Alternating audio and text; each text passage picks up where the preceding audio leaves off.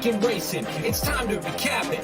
And who better to do it than Michael and Magic? Two bros/pros who cover the highs and lows of racing around the globe on every one of their shows. Real fans look forward to these guys and their last thoughts, cause they know they're not talking out of their royal ascot. What they say makes sense. So ladies and gents, sit back and relax as Blinkers Off presents The Magic Mike Show, where you hear the experts speak. The Magic Mike Show. Tune into the show every week. The Magic Mike Show. You can trust the show is the bomb because it's being brought to you by RacingDudes.com. What's up, everybody? I'm Magic. And I'm Mike. And this is the Magic Mike Show coming to you live on Twitter, Periscope, YouTube, Facebook. Thank you so much for joining us, Mr. Samich. How are you today? Oh, man, this is going to be a fun show. This is going to be an interesting one. So it's opening day at the spa. Took a little bit of a bad beat there in the early pick five. We got to the payoff leg after having the 34-1 shot and had a bunch of people live to the free grid we gave out on Twitter, including a $15,000 horse. We had half the field and the other half won, so that was a little frustrating. And then, just got nosed out of the late pick five, but then had the 7 horse that paid $41 in the next. So I've got some large pick threes going, and we've got 2 races left, which will both go probably when we're recording here. Yep. And I'm in a bunch of tournaments. I'm like top 10 in almost all of them. So I got a lot of other side action that's kind of going to be distracting a little bit as we get going here. But it should be a fun show, and we're here and we're happy. We got racing in Saratoga. What more could you want? Yeah, happy opening day to Saratoga. The race, at least one of them that Mike was talking about that we're going to take a pause for is going to be the Peter Pan Stakes, which this year is a Kentucky Derby prep at Saratoga. Usually it's at Belmont Park. We are going to take a quick pause from our handicapping show. So if you're listening to the podcast, don't worry, I'll edit it out. But if you're watching live or watching the replay, just know we're going to talk about it for a little bit. Before we get into anything else, if you are watching us live, thank you. Make sure you leave any comments, questions as we go through, and we'll try our best to answer them for you. We're going to be covering the Saratoga late pick 4 for Saturday. We're very, very excited about Saratoga coming back. If you missed our last show, if you couldn't see Mr. Sandwich's chalkboard right now, so make sure you make sure you're ready for some Saratoga talk here. Mr. Sandwich, what's the best thing you saw this week? Well, this one's easy. I talked about the grid and that I was alive to half the field. Somebody took my picks and put the 4 in the last leg, and I got a DM from someone who played a $100 ticket with my must-use in the first 2 legs, hit the all button, like I said, in the third, had my 4 horse in the fourth, added 1 horse the entire sequence, and it was the 4 horse at 13-1 in the last leg. $100 ticket paid out $34,268. Freaking awesome. Congratulations. I didn't ask to use his name, so I'm just going to say congratulations, man. If you listen to this, that is an incredible score for $100. So that's absolutely amazing. I love it when you get to see stuff like that come in. A bunch of people had pick threes early on and doubles early on, which was great. A couple people just hit the exact in the try with that $46 or $41 horse on top. So everyone cashing these tickets out is the best thing I've saw. It's a great way to start off the meet. This is the 3rd time in a row I've been hot on a track on the first day of the meet with the free grid. So we just need these to all. Maybe is next Thursday Del Mar's opening day again? Do we get 2 of them now? Can we do that? Just so we can stay reopening. Yeah. Yeah, that was great. When you sent us that text, I was like, "Oh my god!" And it was 1 horse. It's not like they went, "Okay, well, so much like a couple of these, I'm gonna go with my own opinions on the rest." No, there was 1 horse off from yours. So what are you doing wrong? Is what I want to know. I'm not adding the 4 horse, man. Obviously, that's where I'm strong. Every race, just got to add that 4 from now on. That's the trick right there. Best thing that I saw. Do you remember the TV show Recess, the cartoon show when we were kids? Yes. I mean, this is why we're friends. Like, I love that show. It was the incredible. way you said that, I was like, this is going to be great. This is so awesome. It's on Disney Plus, and I used to watch it all the time after school. I'm sure you did too, and on Saturdays. And started rewatching it, binging it, because apparently the 8th run-through of Cheers in the last 2 years is a little too much for Mrs. Magic when I'm binging stuff at night. So I was like, all right, I'll switch it up and then put on Recess. That show holds up, dude. I mean, this show came out in 97 is when the first season aired. The show still really holds up with a lot of the stuff that they talk about. And it's crazy as an adult watching it and going, there are a lot of like really important big world messages contained within this little elementary school of kids playing Recess. So If you got Disney Plus, man, check that stuff out because it is, and it's so easy to fly through. I'm already remembering some of the stuff that I really love, some of my favorite episodes. So it's really great. Check it out on Disney Plus if you get a chance. Yeah, 15-minute episodes. And I actually got into it. This is going to sound crazy. I got into it in my early 20s. My roommate and I in Vegas, we were playing poker. We throw Recess up because we randomly ran into it. And we both like just loved the show. So we ended up watching almost all the episodes. There's a couple movies. I don't know if you knew that. There's a couple Recess movies out there. But I mean, totally on point here. There's the kindergarten derby episode where they all get a kindergartner that's their quote unquote horse, and they train the kindergartner to run through an obstacle course. It's incredible. It's a great show, and it's got all the different aspects that you want. I always loved Hustler Kid. One of my favorite characters out there. Hustler Kid was awesome. So yeah, it's a awesome show. It's one of those I'm really excited to watch with Lily too. Like I can't wait to introduce that to my child because I know I'll enjoy it, and I'm pretty sure she'll enjoy it. Do you think when she's old enough and going to school here in a few years, do you think recess will be a thing again? Will they be allowed to go back out and do recess? Will she even understand what recess is as a concept? You would think that recess is like the good thing right now. I mean, you get them outside and apart from each other, so you're not all stuck in that room. She did do 3 days of preschool before this all started, and they had an hour outdoor playtime, and they had like a playground and everything. So I think it's still a thing. I just don't know if it's all like intermixed with the grades and everything like it used to be. Because when I was growing up in elementary school, you go out on recess, and it's like kindergarten through 5th grade, all right there. I don't think we really had recess in middle school or high school. You just kind of had free periods or you ditched. But, I don't know if it's that. I think it's more grade oriented now versus everybody. But yeah, recess was a great, man. It's a great show. I'm glad you brought that show up. I'm going to have to watch that show now. It's been, the theme song's been stuck in my head for about a week since we started watching it. It's, oh God, I love it. And elementary school is the same way for me, where we had all the different grades mixed. My school was big enough to where it was K through 3 or K through 2, 3 through 5. Middle school and high school, there wasn't recess. Middle school was a little bit. We had like a big outdoor like field area that once you finished eating lunch, you could go out and do that. That was the only thing we had though. It's not like, also watching this, the one thing I have a question about is how many recesses do they get in a day? Because they have their lunch period and then they go outside and play. They have 10 a.m. recess. I'm pretty sure there's an afternoon recess. Like the fact that these kids are smart enough to, as you see in like the movies and stuff, to continue to progress as normal adults and smart adults is like, how do they do that with all that recess? Maybe that's the key. Well, it could be the key, or you could ask your wife, who's a writer, and figure out that it's a key plot point that they have lots of recess in the show called Recess. Stop being so smart. Well, on today's show, other than talking about recess, we're going to be looking at the Saratoga late pick 4 sequence on Saturday, July 18th. We also have the Peter Pan Stakes coming up. So if you're watching live, Mike and I are probably going to get into that in a little bit. But you ready, Mike? You think we can get this first leg before the Peter Pan? Probably not. We only got 4 minutes, but you might as well say Riders Up. Screw it. Why not? Riders Up. All right. So if you guys are watching live, we're going to go ahead and talk a little Peter Pan. So if you're watching, let us know if you have any questions. Sean, yep. Got to love the 32 versus 32 football games on recess. Yeah. If you caught one pass, you were ecstatic. Yeah. That's why everyone wanted to be quarterback. You actually got to touch the ball. Kind of like in recess, there's that one episode where everybody wants that one nice ball. All the rest of them suck. We had one really nice one, and the rest of them all sucked. And so I remember whenever we'd get it, we would play. Oh God, what was that game called? Because we used to have like the big wooden boards, like 10, 12 feet high, almost like goal, like soccer goals. They're probably not 10 feet high. I was a little kid, but you used to, you could make it a soccer goal or whatever. But we used to have one person stand on one side and yell like a number and throw the ball over the other side, and whoever caught it got that many points. We call it 500. 500. That's what it was. Thank you. Yeah. I don't know if they have the same name in all these different places, but that's what we called it. 500 was one of the names we had. Yeah. Okay. So let's talk about the Peter Pan Stakes a little bit here. You and I, of course, we have Modernist on our fantasy league. Mystic Guide is 8-5 favorite. I know that DRF wrote a really nice article about how he seems to be progressing at the right time.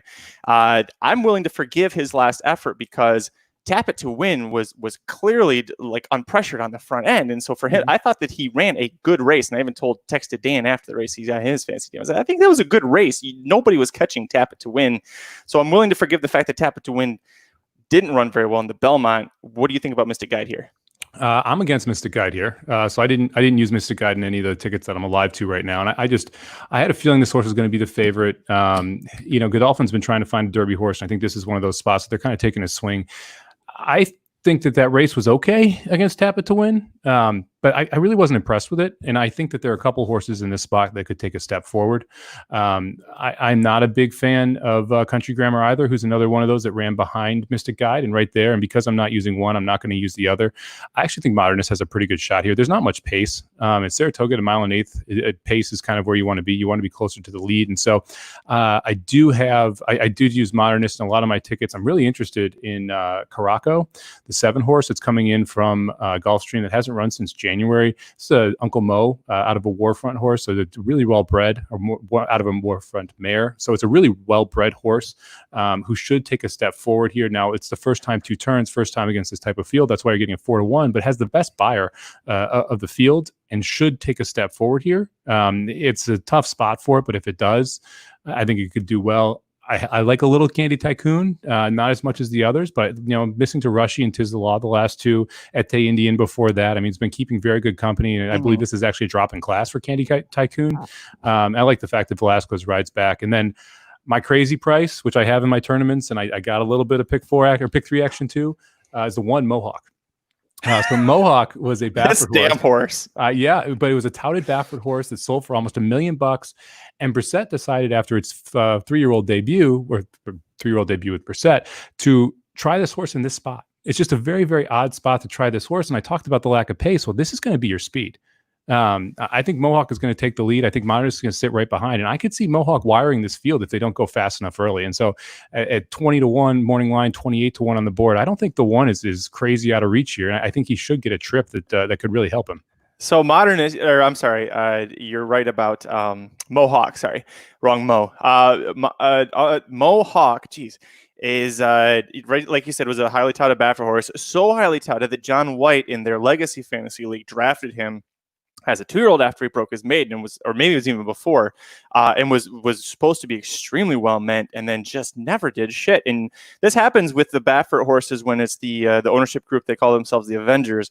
When they get together, spend $1 million on a horse, and it doesn't pan out, they send it to Rudy Brissett in the middle of the country to try and run Indiana Grand. The fact that he went on turf and won just made me laugh, because, like, of course, this is what this horse needed, was to be on turf at Indiana Grand. So when he showed back up here, I was really confused, but I don't know. This is not a great, I mean, there aren't any world beaters here. It's only the Peter Pan. We're talking about it like it's, the Haskell or something here, but I don't know. You didn't talk about Chestertown, our old friend Chestertown. Is he going to show up? Is he going to show up with a run and then run off to the far rail on the wrong lead again? I mean, I have no idea. You never really know what to expect with Chestertown, right?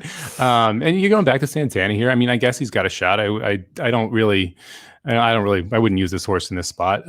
But yeah, who knows? It's horse racing. And like you said, there's no world beaters here. Right. And the funny thing, it's the Peter Pan, but there's a spot in the Derby on the line right now. I mean, that's the crazy part. Whoever wins this race has enough points to get into the Derby. And so it'll be interesting to see kind of how it plays out. And they just broke out of the gate, and okay. The one they're in the first turn for me. So okay. The 4 needs to back off here. I want my 1 to just wire the field. You were definitely right about Mohawk being your pace setter. You did call that correctly. He's going a little faster than I think I want him to, because they've opened up by, it looks like 2 or 3 lengths here. I think you're probably ahead of me. They're entering the backstretch now. It looks awfully comfortable up there, though. 23-1 for the opener. Yeah, that's not what we were looking for. I was hoping for more of the 24 flat type number, but we'll see what we can do here. That we always talked about how if you can back down that second quarter, it makes a huge difference. And they're definitely backing down that second quarter because the entire just field see them is all now bunching up. Yeah, it's like a slinky effect a little bit here. So they're about to hit the just went 48.13 for the half. Where you're watching this as a better, who's looking good for you? 6 is starting to make a little move there. Mystic Guide. He's coming from last, but he's starting to move. I mean, the 2 is sitting a perfect trip. It looks like the 7 is probably not going to get it done here. Well, maybe. I'm a little further back than you. The 1 actually does look really comfortable up front. Now, whether or not he's going to be able to actually kick it into gear and hold off the closers that are coming, that may be a completely different story, but we shall see. I don't think the 5 or the 6 are going to get it done from where they're at. I'll tell you that much. It's not going to be our board Modernist. We're going to get some participation trophy points. But that's about it. The 2 just got a dream trip through the rail. The 2 looks tough. The 7 on that far outside still looks tough. Yep. But I have a feeling it's going to be Country Grammar, I'm sorry. That's going to be able to get the job done. I would much prefer the 7 here. And I think the 7 just took the lead for me. Oh boy, that's a good finish. I don't know. I don't know still. Oh, the 2 just bumped and went in. Oh, the 2 got it. Son of a... Ah! That sucks. All right. So, not the... again, not a bunch of world beaters. We probably weren't seeing the Kentucky Derby winner in this race, regardless of who won. Mystic Guy came running a little bit late there. What did you think about his effort? I mean, it's kind of what you expect from him. I wouldn't say anyone was overly impressive here. The 2 got the job done because he got the rail on the turn. I think that ended up making the difference. Time 1:49 and 4. Not exactly a world beater time either. So, I'm guessing this is going to be Country Grammar is going to go into the Derby here now for Brown. But I thought the best effort really was Country Grammar fighting back. I think it'll be interesting. I'm watching the stretch again. If they take a look at this at all, because it did look like they came together, but I think they came together because the 7 came in, not the 2 came out. Yeah, I want to see the head on for that. Here, I've got the head on. Well, not quite the head on. Because the 2 definitely made contact with the 7. The 2 and 7 definitely made contact down the lane. Man, it would be really nice if the 7 comes down. I didn't, in that look right there, it didn't look like it was anything significant. Yeah, and the 5 stumbled badly out of the gate too. They just showed Candy Tycoon coming out of the gate, and he took a bad stumble too. So this is probably one of those that you can draw a line through there. Let's see, did the 2 come out? Sean wants a DQ, but I don't think that's happening. Yeah, it looks like they were just pretty much next to each other. I don't even see it. There's no stewards inquiry yet. If you see me doing this, it's because my webcam is mounted right in front of on a tripod right in front of my screen. So I'm trying to see around it. Oh, that's frustrating. Right. Here's the head on. Now they're showing it, which means they must be talking about it. They're both in the same path. 2's actually, he's running both. The 2 pushed him out of path. This is going to be interesting because the 7 also reclosed on the 2 after the contact. There's 28 of you watching this. Tell us what you think. I don't think they're going to look at it. I think they're going to leave him up. I'd be surprised if they take him down. It's interesting because we had the inquiry earlier, and the inquiry earlier was a clear takedown to me, simply because the actions of Manny Franco required it. I mean, you can't let the jockey get away with that. And I know that people are upset because the 3 horse was clearly the best horse in the race. This is the second race, but you can't send the message to the jockey's room. You can't send a message to the jockey's room that that's okay. Oh, right. Especially at the start of the meat. Yeah, especially at the start of the meet, you're just setting it up, and you have horses, you have jockeys that are known to be aggressive inside that rider's room. It's one of those spots where I really don't think that you can let anyone get away with that. And the 3 was the best horse, and it probably didn't affect too much of the placing. But people are betting tries and supers, and those bettors are just as important as the win bettors. So you have to look into the whole process of it versus just look at who was out front. Sean says he needs the 6 in a couple contests in the last. I was not a huge fan of the 6. I thought about it. I'm on the 4 big in the contest in the last. I think I need the 4 to win quite a few contests. And they're walking the 2 in. Son of a... I was going to say, they must have made it official. They just walked right in. Yeah.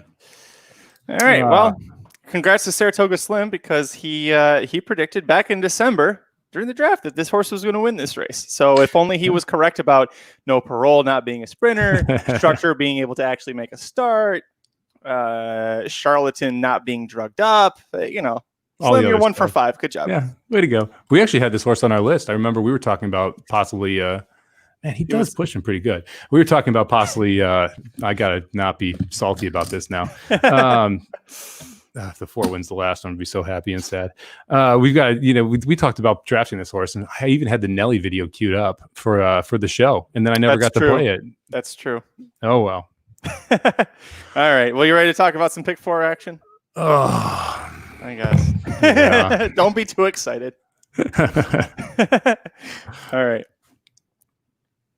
All right, kicking things off for the late pick 4 sequence at Saratoga on Saturday, July 18th. Race 8 on the card. You got a field of 9 males, 4 and up, going a mile and an eighth on the main track. This is $25,000 open claimers. Favoritism is on the number 9, Hammer and Aimer at 5-2. You've also got the number 3, Creative Style at 3-1. And Mike, if you watched the opening race of the Saratoga meet, this kind of reminds me of that, where you got not as quite low-level claimers here, but they're going a mile and an eighth, and you could really see some stumble bunnies coming home. This I didn't like this race to kick the sequence off. Where did you go on top? Yeah, that was the exact same thing I thought of when I saw this. This race was the first one in our pick 4 here. I'm like, oh, great. We get to go a mile and an eighth with low-level claimers again. Just what I'm looking for. And man, this field does not disappoint in that sense. There's not a lot of world beaters in here, to say the least. I ended up going with the one horse on top, Hoffenheim. It's a horse coming second off the layoff. I really like Louis Cardenas. I think he's one of the better bug jockeys out there right now.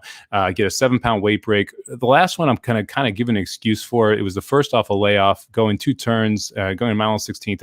I don't think that distance off the layoff was quite what this horse wanted to do. Still got a bunch of action going down to 4-1. We get a positive jockey switch here, and this horse should be able to sit fairly close to the pace. I mean, I just talked about how you want to be more forwardly placed in these mile and eighth races at Saratoga, and this one horse should get a pretty good stalking trip.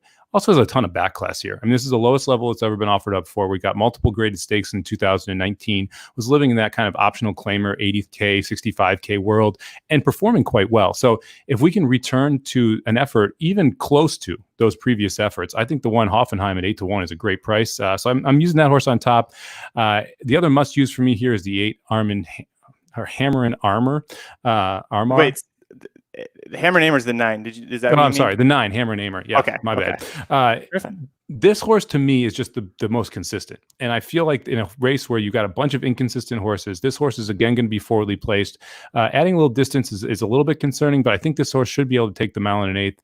Again, never been offered up for a tag before, so the $25,000 claiming tag to me is interesting. And Brittany Russell's a very good trainer. 23%. She doesn't send a horse to Saratoga and get Castellano up if the horse isn't ready to roll. So I think Brittany bringing the horse up here with getting Castellano up really means that you're going to see a good effort out of the 9. So I'm going to start out with 2 must uses, the 1 and the 9. You end up using either of these on your ticket?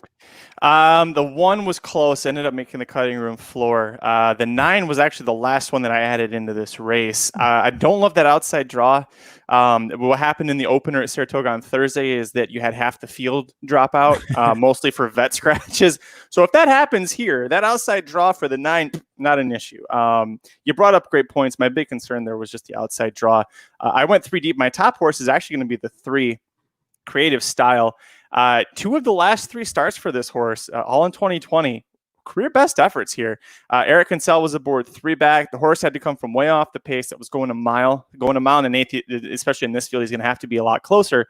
But if he mimics what Luis Saez did last time out at Belmont Park for a $32,000 open tag and got the win there, he tracked the lead. He was able to get home. He beat Hoffenheim, your top horse there. He also beat Layton came back to win his next start as well. So I really like the 3 here. Also, Eric Kinsell, 16%, Edward Barker, 15%. These 2 guys get to the 32%. So, and that's over 25 mounts. I feel like that's a good enough sample size to say, hey, these guys actually do well when they're together. So I used the 3 on top. Did he make your ticket? Yeah, he was next in for me. And I just if you're using the 1, I think you kind of have to use Creative Style.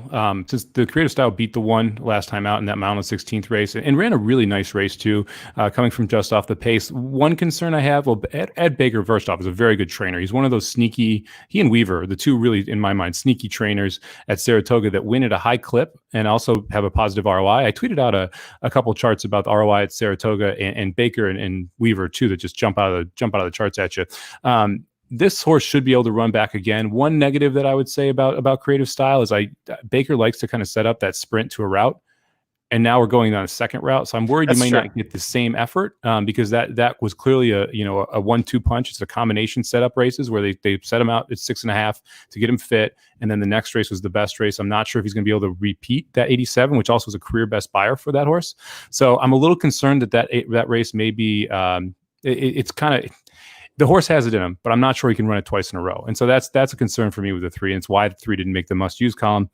I ended up using 2 other horses. I'm going to use Singapore Trainer right to the outside. I don't love using Pletcher horses or horses that leave the Pletcher barn and go to another. But again, Horatio de Paz isn't sending a horse out at Saratoga just because. I mean, he only has 25 runners in 2020. 6 of them have hit the winner's circle at a 24% clip, and we're getting Santana up. I also think this is going to be your speed. The stretch out is the biggest concern. He struggled at a mile and an eighth the 3 times that he's run, but he should be able to get a pretty comfortable lead up front. And if Singapore Trader can get a comfortable lead up front, I think he could take him gate to wire. It's also the second time he's faced these kind of claiming levels. The last one was a state bred claimer. I'm a little concerned he didn't run better in that spot. but it was also first time blinkers. And we often talk about, sometimes second time blinkers is actually when you see the biggest progression. So I'm going to trust the pause and the fact that he's got this horse at Saratoga and believe this horse is going to take another step forward. Last horse that made my ticket was the 8 horse, Flowers for Lisa. And this is just kind of a Mike has a single later in the sequence and doesn't want this horse to beat him horse. Look, if Flowers for Lisa, we talked about this conundrum before. I mean, this is a horse that's out of the Navarro barn. And so how do you really handicap the ability for this horse? And additionally to that, it's a 7-year-old. And the last race, it switched to the Dominic Shanitino. Sure. Yeah. He's not in this race. You're fine. No, we're good. It switched to his barn and ran one race, and now he's going to the Roberto Diodoro barn. So Diodoro, obviously, I like as a trainer. First time with a horse usually does very well. He's 28%. This horse likes the distance, has some of the better back class. And again, this horse is going to be one of those that's forwardly placed. I don't want Flowers for Lisa to beat me at 12-1. I think this horse will actually float up because of how bad the last 2 starts look on paper. But to be honest, I mean, look, the last start was a 7-year-old off a long layoff. The start before that was the grade 3. I mean, I can make excuses for those 2 races. Then you have 93 and 98 buyers before that. You got a bunch of 90s at the bottom of the page. The horse likes Saratoga, 1 for 4 at the track, won twice at the distance. I mean, there's enough here that I don't want a 12-1 to knock me out if I'm going 5 deep. Yeah, that's my third. And actually, Flowers for Lisa was almost my top pick. If I'd seen one start out of Diodoro for this horse, I probably would have, and it was a decent start, I probably would have made him my top pick. And you bring up a great point. A horse is leaving the Navarro or service barns. It's like, what are you supposed to do about it? Usually you need to give them a race, and this horse got a race and ran like shit. But if there's one trainer in the world that I would trust to take a Navarro service horse and maybe keep it at that level, it's Diodoro.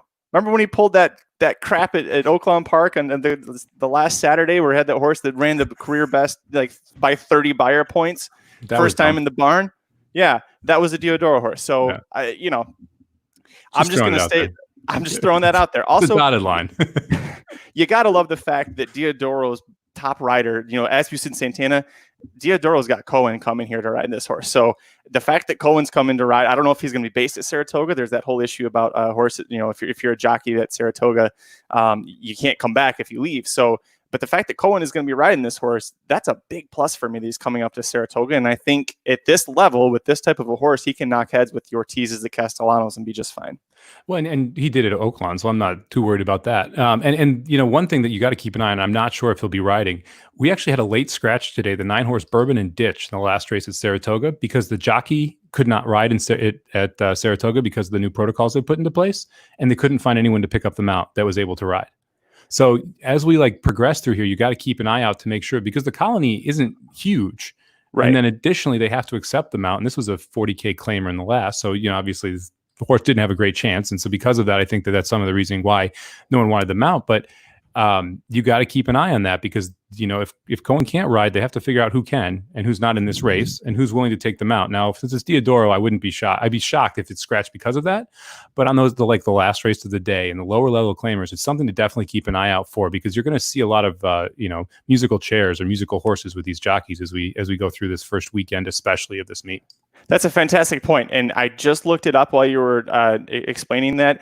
Cohen is there at Saratoga full time. He has 2 mounts today, 4 on Friday, and then 3 on Saturday, including this Flowers for Lisa. So should be all signs pointing for David Cohen, but I'm really glad that you brought that up. We'll move on to the second leg of the late pick 4 sequence at Saratoga on Saturday, July 18th. Race 9 on the card. Field of 7 males, 4 and up, plus 2 MTOs, going to mount a 16th on the inner turf course. Couple of really spicy favorites in here, Mike. Spicy not in the sense that you use it, but these are stakes horses in this allowance optional claimer race.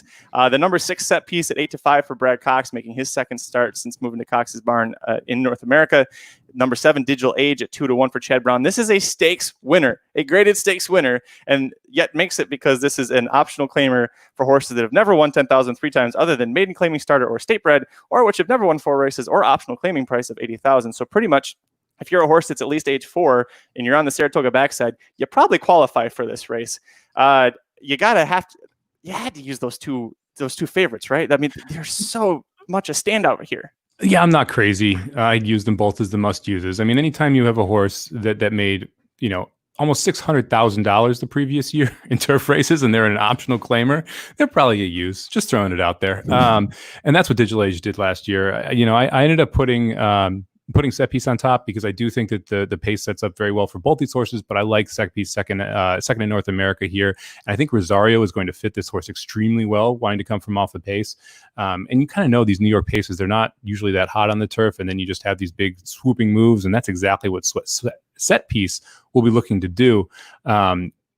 Digital Age, man, this is another setup for this. I actually am a little concerned that this horse isn't in a stakes race this time out. I mean, that's my biggest knock on it.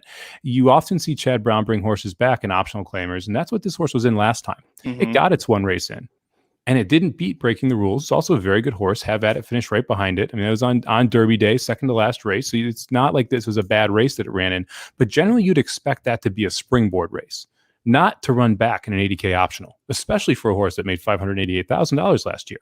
So I'm slightly concerned that this is where we're seeing this horse show up. I'm going to forecast out here. I would be shocked if Digital Age is scratched and is put toward a stakes race. But it's one that if Digital Age is in the race, you got to use it. So those are my two must uses. I ended up going 4 deep. Did you spread any more? I did. I just have a real quick point on Digital Age. I think there's 2 reasons why he's here. One, you talk a lot about how people point to these specific meets. Klaravich Stables, Chad Brown, Irad Ortiz Jr., they want to be Kings of Saratoga for the umpteenth year. So I think that that's part of it. Also, with the condensed schedule, and I was thinking about this when I was handicapping, with the condensed schedule of everything, it's hard to find a spot for Chad Brown to put all of his horses where they're not all running on top of each other. And especially now with COVID, the restrictions about shipping and everything, that might play into it. But you bring up a good point. If they scratch Digital Age, he's going to go to a stakes race. My favorite Digital Age story, when he won the American Turf, it was at the Kentucky Derby with Slim and Aaron Halterman. And Digital Age gets that win, and it was a really nice rally to get up there. And we're running down to go, take pictures of him in the winner's circle. And the whole way from the grandstand all the way down there, Slim is just screaming to nobody at all, "Chad is back! Chad is back!" And I'm like, it's Chad Brown. He's back. Did he go anywhere? I don't understand. It's like but Drake. Slim was just so excited about Digital Age winning that American Turf Stakes. The third horse I use is going to be the 2 Ramsey Solution. I like that this horse is second off the layoff. I think Tyler Gaffleon with that inside draw is probably going to try and set the pace. If not, he has shown the ability to sit off a little bit. And so if, for example, if the one horse ends up trying to go with Velasquez, Ramsey Solution should be sitting right off. And the way that I saw Saratoga playing in a very limited sample size on the turf courses today, it looked like you didn't have to be on the lead, but you needed to be a little close to be trying to make a move. So I think that he's going to get first run if he's not already sitting on the lead. And we talk about, horses being named after certain people if they're going to be really good. The Ramseys put their name on this horse. The Ramseys downsized their operation and didn't get rid of this horse. I think that Ramsey Solution at 4-1, if you want to talk about somebody who kind of sneaks away and runs away with it, if this horse gets loose on the front end, goodbye. Yeah, when I was handicapping this race, I got to Ramsey Solution, and I actually expected to single this horse without looking at the rest of the field yet, just because of what you said. We always talk about how specific horses will be named, and it kind of tips the hand of how good the owners think that horse is.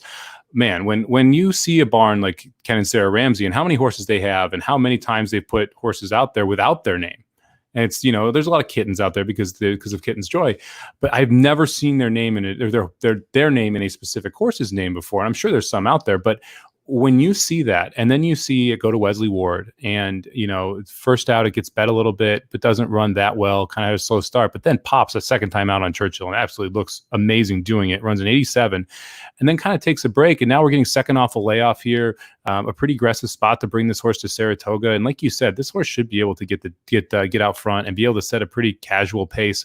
I mean, look, the Ramseys are another ownership group that want to win titles. They won title after title at Saratoga for a while.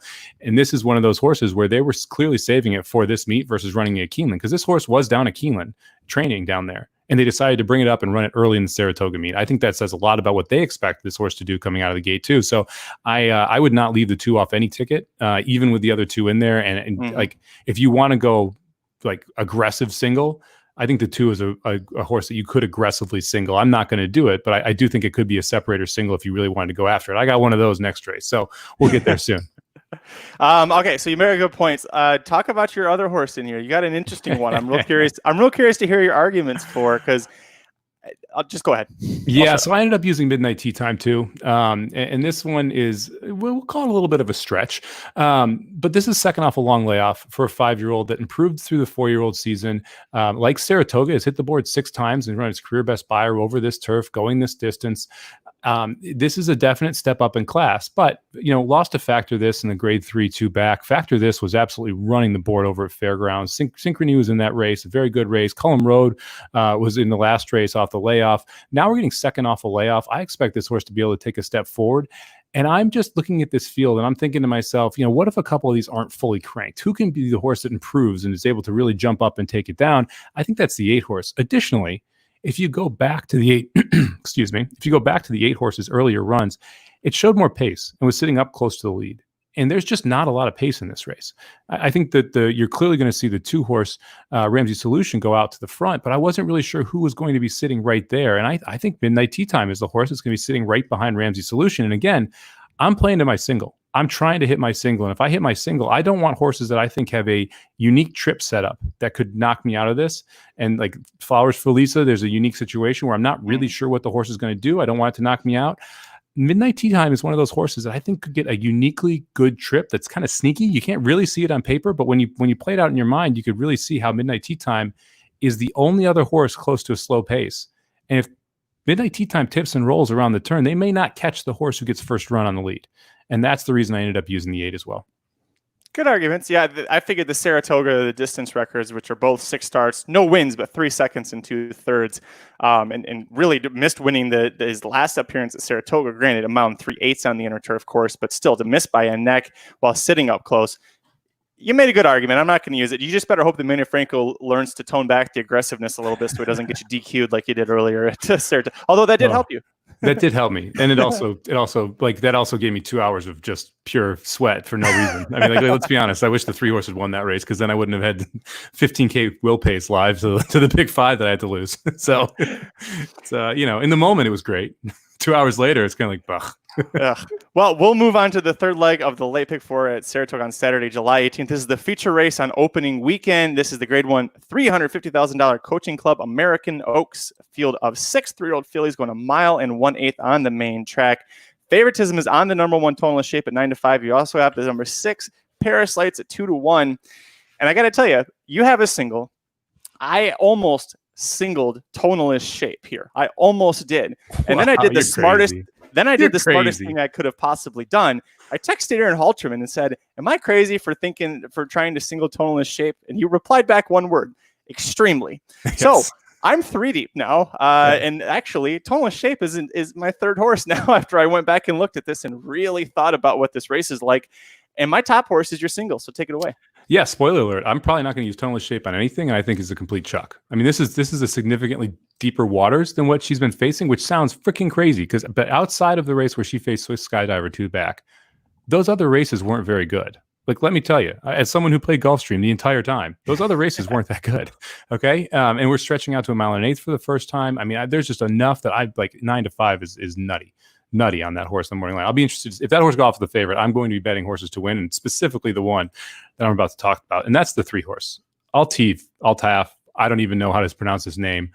The move this horse makes, go back. I don't even know if I need to make an argument. Go back and watch the Churchill race on May 23rd. Go back and watch that race. This horse misses the gate, gets bumped, pinned, goes 7 wide, and just rolls by a field of 12. Just rolls by this field. It was one of the more impressive moves I've seen all year from any horse in the 3-year-old class, male or female. Like, this was a breathtaking move that this horse did in hand on the outside. Additionally, look, this is a Magladora horse, homebred by Shadwell. They kept it instead of selling it. They love this horse. Rosario comes back to ride it. I don't think this horse needs to be that far off the pace. I think the additional distance is nothing but good with the smart strike on the bottom too. Chad Brown's training this horse. This could be one of those superstars, one of those 3-year-old superstars that is able to take a shot at some of the top horses in the class. I think she could be that good. If I can get anywhere near that 5-1 number, sign me up, man. I don't think there's that. I mean, there's a couple other horses in here that I think are good horses, but if she can repeat what she did at that Churchill race with a decent start, this horse has a chance to be a superstar, and I think this is going to be a coming out party on Saturday. Well, and Chad Brown also compared her recently to, I'm sorry, Chad Brown compared her to Guarana. And what Guarana did last year, she won the Acorn after breaking her maiden. It went maiden, grade 1, and got the win. And that's who he's comparing Altaf to. And we've seen what Guarana has been able to do this year. So it's interesting because he tried her on the turf. She's got turf pedigree, especially on the dam side. And she just didn't run very well. She'd been training well on dirt. So Chad said, all right, we'll give her a shot. And the fact that she ran so well, the fact that Rosario went to Churchill to ride her for the race is like, there are a lot of things to love about this. And like Mike said, if we haven't convinced you yet, pause the podcast, pause the video, go watch that damn race, because this horse is the reason why when Aaron said it's extremely crazy to single Tonalist shape, I went back and looked and went, oh, that's why it's crazy. So, and the Beyer didn't come back huge. It's a 77. So you kind of like, oh, okay, it was a good race. And you see that it made this move, but it looks like the pace collapsed on paper. When you watch the race, you're just like, holy crap. That's like this horse had everything against it in a full field, had to circle the entire field and won for fun. Like, it was just ultra impressive. Now, okay, so I singled up the 3. You're using the 3 and the 1, it sounds like, but you said you had a third horse that you're fitting in. Are you going the West Coast bias and you throwing in the 5, or are you going somewhere else? Oh God, no. I hate Crystal Ball with a passion. Oh, if anybody's listening, watching, if you'd seen the text chains when this damn horse broke her maiden in Santa Anita, I was livid. I hate this horse. I thought that was a terrible race. I hate everything about it. No, I don't. Don't want anything to do with Crystal Ball. I'm using Paris Lights, which is owned by the same ownership group, which is the WinStar kind of fan micro share thing that they have going on. But I like this one a lot better. She's put together back-to-back efforts of 85 buyers and won very well both times. The most recently at Churchill, she sat right off the pace. She pressed the pace and then got the job done. Before that, to break her maiden, she sat off and got the job done. And like Altaf, she wasn't given her best each time.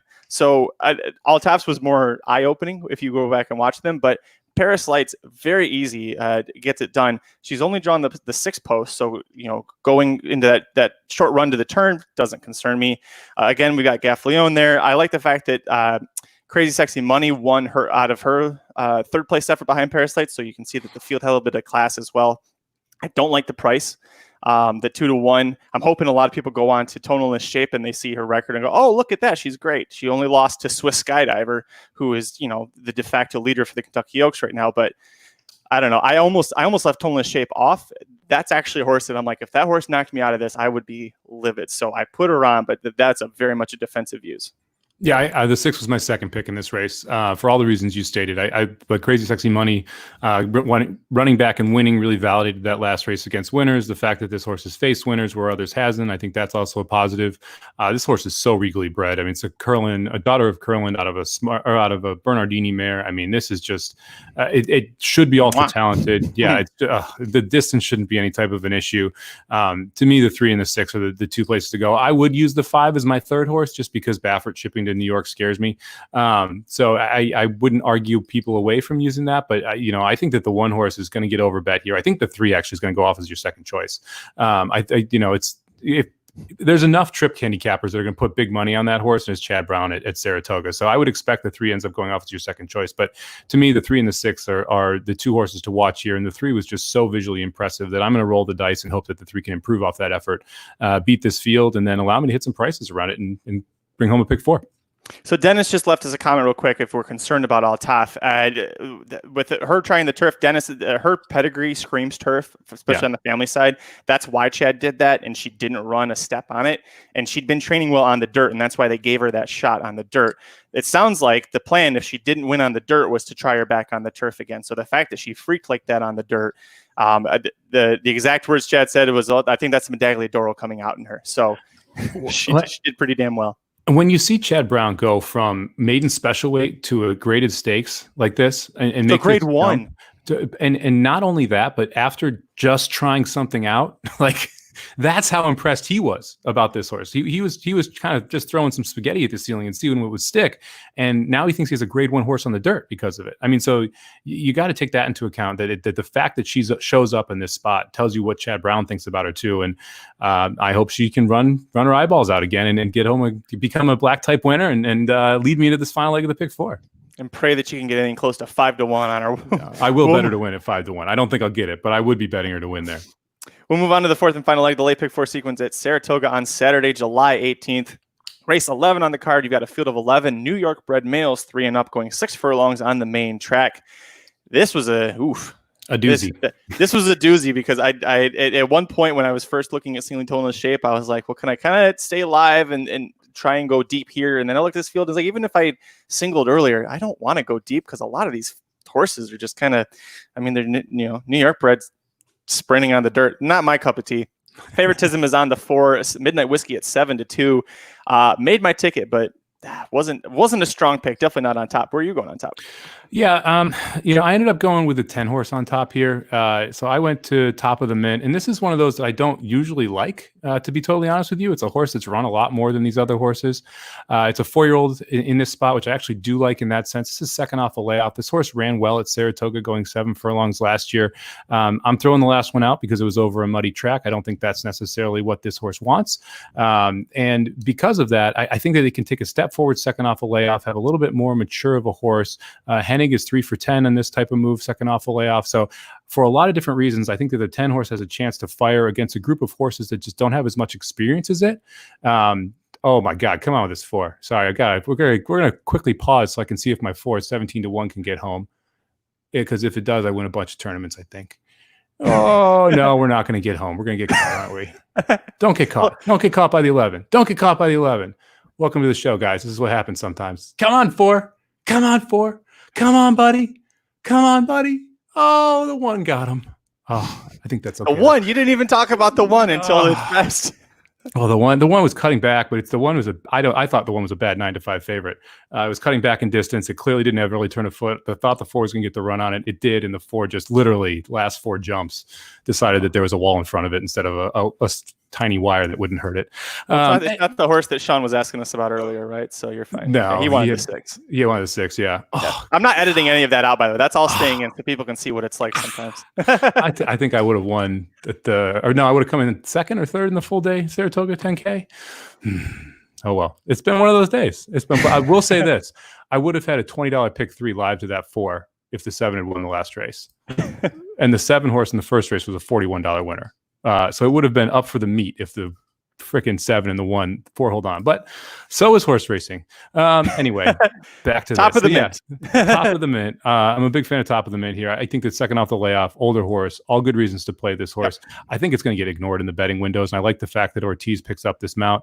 Like I said, Hennig very good on this move. The 2 of them are 1 for 3 at Saratoga. They don't have a great overall record together, but they also don't end up riding together all that often. And Jose Ortiz just put up his 3rd win for the day. So why not take the leading jock at the meet? The 2 horse is super interesting to me. I'm not sure if you're using this horse or not. I didn't know what else to do with this horse, and so it ended up in my must-use category, which sounds kind of weird. Yeah. The horse's name is American Piper. It's for a trainer I've never heard of in my life, Rick Buckley. Horse sold for $12,000, and Ira Ortiz took them out in the last race at Saratoga. That is enough reason for me that you have to use this horse. The workouts are good in the morning. They're not spectacular. They're nothing that jumps off the paper. This guy started 7 horses all year, and Irad's picking up the mount in the last at Saratoga in a race that has not a minuscule purse here. We're talking $62,000 on the line. Mm-hmm. He could ride almost any horse he wants in this spot, and he's on Rick Buckley's horse. Yeah, I'm gonna go ahead and use that horse. I'm gonna go ahead and just say that someone made a call to Irad's agent to say, "Hey, this horse doesn't suck. You should probably ride it." And he said, "Okay, cool. I'll take them out." So I think the 2 is a must use simply because you don't. It's so unknown. It's so weird that Irad's on this horse that it just points me in that direction. So I'm going to use both the 10 and the 2 as a must use. What did you think of the 2? Did you use it? Are you like scratching your head? Are you interested now? I piqued that interest. No. I mean, I can tell that old Magic never would have thought about any of those factors. Current Magic has been with you for 2 years and goes, "Oh yeah, well it was 0 for 7, 12,000." And Irad's on it? Why? Yeah. Okay. Why? And different good works. Okay. I didn't end up using American Piper. However, the 3 Quick Return, who's my top choice, is cross-entered on a race Friday. If Quick Return runs in that race, I'm replacing with American Piper because of what you said. You brought up great points. My concern is just this horse is breaking from the rail on the debut. That's usually In a It's field not like great. this, it concerns me. You've got 11 horses in here total. That's a little concerning for me. But again, if Quick Return drops out for that other race, I'll go ahead and add the 2. I use the 10. I'm with you. I love Mark Hennig as a trainer. I use Midnight Whiskey. I like the fact that Steve Asmussen's got a hold of this horse and gets Joel Rosario to ride. I don't like the price at 7-2, but if you look at that race on the mud, which is going to be kind of the measuring stick here, because you've also got the 10 horse that was in that race that we both like. Mm-hmm.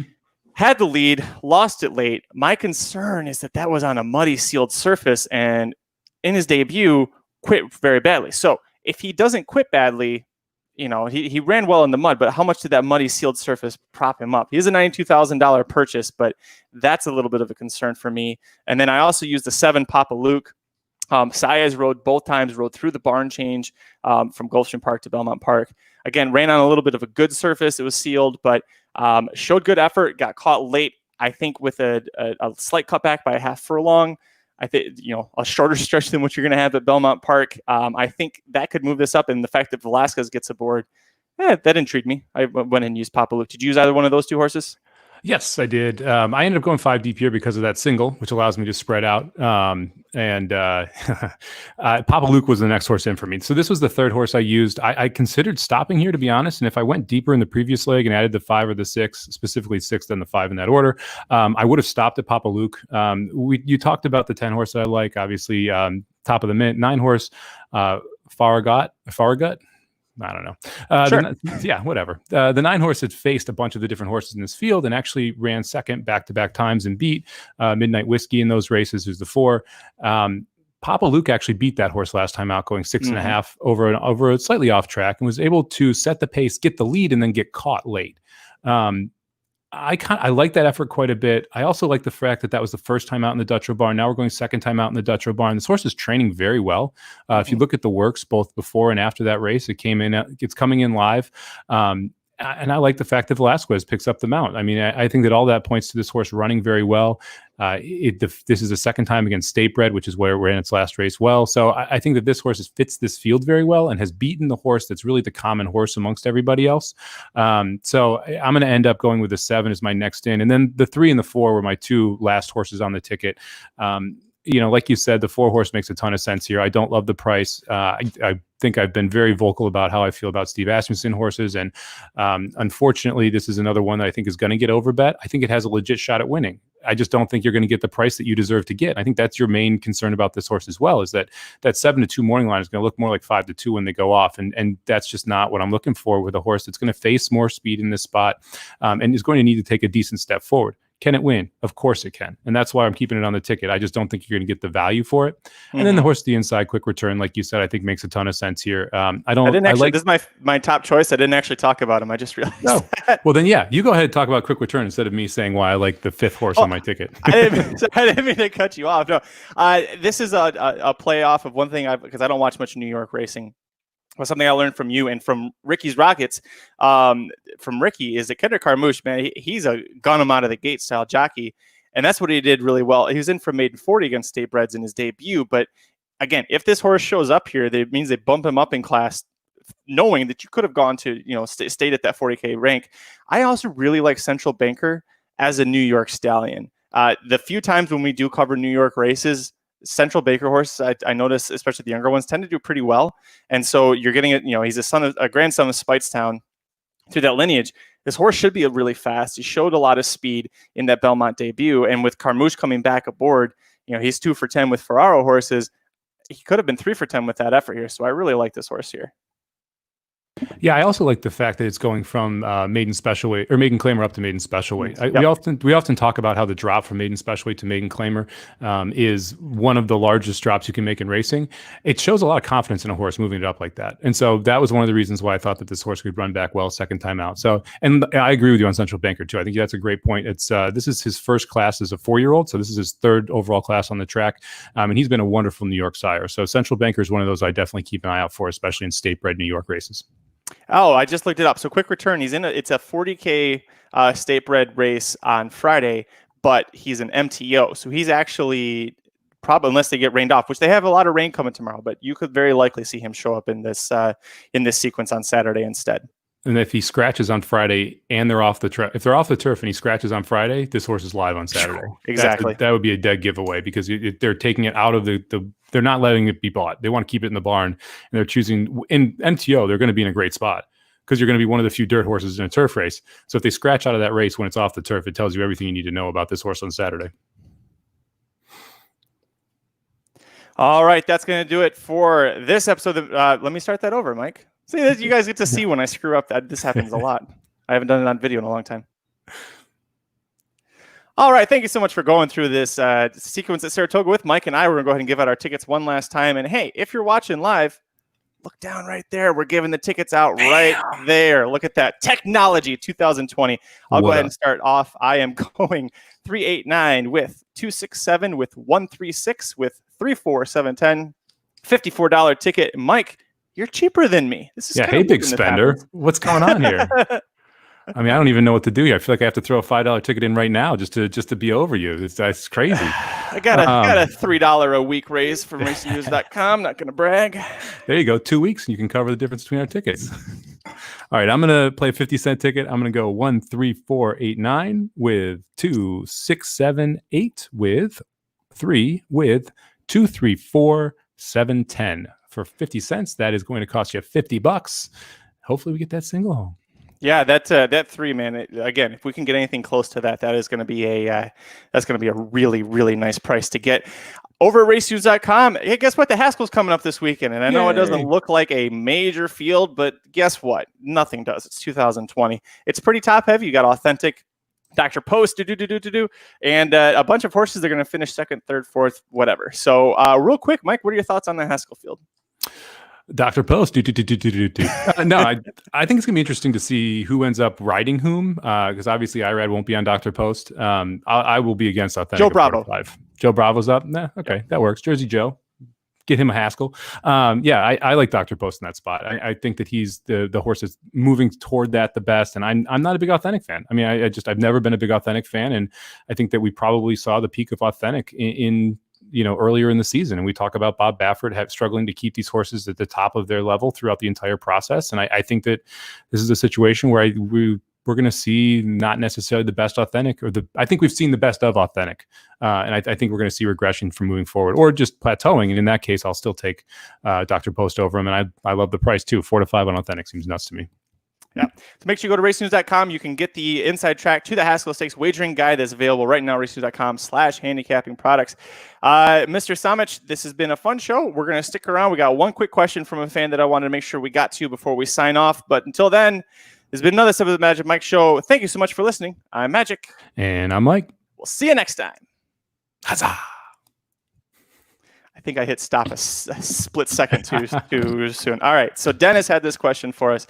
Let me ask about Friday, a race after you guys cut, if you don't mind. I love a horse I'd love to talk about. Dennis, what is that horse? This is going to be interesting because there's about a 10-15 second delay. So there's definitely part 2 to that question. It's important.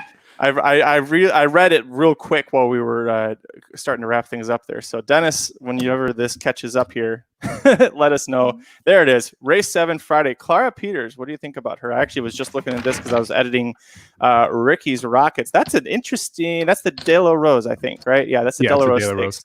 Which, by the way, if you look at the past winners, you get a lot of really good horses to come out of this. And it's funny because it's 4 horses who have not won a stakes race this year. So what do you think about Clara Peters? I think it's got a legit shot. This Swiss race, when I was doing it for the Sound Bombs, is absolutely wide open. I thought that you could go. I'm just scrolling through to kind of remind myself again. I thought you could go in a bunch of different directions. Mm-hmm. I think blowout is going to be tough here because there's just not that much speed in the race. I think Catch a Bid probably sends from the inside, blowout from the outside. And if they hook up, then I think it could set up for a horse like Clara Peters, who's going to be coming from way off the pace. I do like second off the layoff, but I do think it is quite a bit of a step up in class for her. She didn't face any like high-end stakes company in Europe, which is my other concern for trying to face a field like this, because this is a pretty solid field. But that being said, I mean, if you can get the 5 to 1, 6 to 1 price, I think that's a pretty good price, especially if you think. I think the key to the race is whether or not the 1 and the 9 hook up. If they hook up out front, then it could get weird fast, and I think it sets up really well for someone off the pace, and she could just trip out. But if I guess the 8 has some speed too, so maybe the 8 can push it as well. But it's really going to be all about what the pace of this race is. Today we didn't see any kind of crazy hot paces, and that's what's going to need to happen to set up for the 4, because I think she may be a slight cut below this field, but has the ability to get it done with the right pace setup. I didn't realize. I thought there were 3 Chad Browns. There are 4 Chad Browns. The 1 and the 9 are both Chad Browns. They can't both go after each other. Chad's going to tell Tyler and John, one of you go, one of you sit off. If you both go, you're both fired. Yeah, but the problem is that it's Brandt and Klarovich. And God, and it's his two best clients. So like they're both trying to win trainer titles. I mean, if they want to go out there and get the job done, there's going to, I don't think that if he told one to sit, what does the other one think? I mean, that's the problem. Is it's just it's a tough spot to understand how it's going to go. And I mean, I wouldn't be shocked if they hook up. I ended up using Passing Out on top. I used a 3-horse here, who I thought was going to sit that type of trip, be a little bit closer. And I thought that last race was absolutely wonderful, finishing 4 lengths behind Rushing Fall in a race that this horse really was the first time taking on stakes company. And if it progresses forward one more, that horse could be very, very dangerous for Shug. Yeah, I think if you want to go anti-Chad Brown, Passing Out would be probably where I go too. Here's a weird conspiracy theory. Chuck the 1 and the 2 automatically, because the fact that Irad is not riding the Klarovich horse means that Klarovich horse isn't very good. And for Irad to give up on it, I mean, I shouldn't say that. Maybe don't chuck the 2. Chuck the 1. There's no way Irad would pass up riding a Klarovich horse unless it wasn't very good.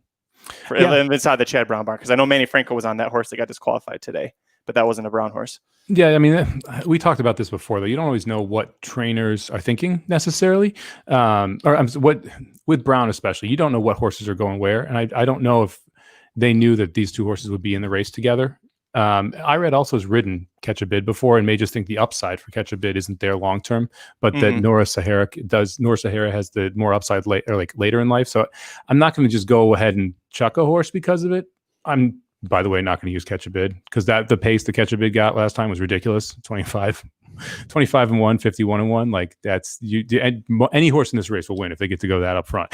So, and I don't think Catch a Bid will even really be on the lead. I think you're probably going to see Blowout on the lead and going 23. And the same thing with the horse to the inside of it, Xenophobia, who's run much faster earlier splits than the 1 horse has. And that's really the key. I mean, if 2 of these horses hook up, then it's going to set up. If Blowout gets an easy lead on the outside, I think Blowout's going to be real tough to catch.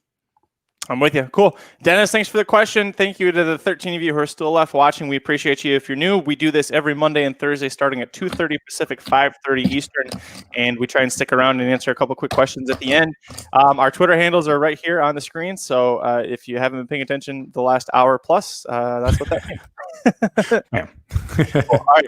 Thank you so much, everybody. We were going to get out of here, and we'll see you guys all on Monday. The Magic Mike Show, where you hear the experts speak. The Magic Mike Show. Tune into the show every week. The Magic Mike Show. You can trust the show is the bomb because it's being brought to you by RacingDudes.com.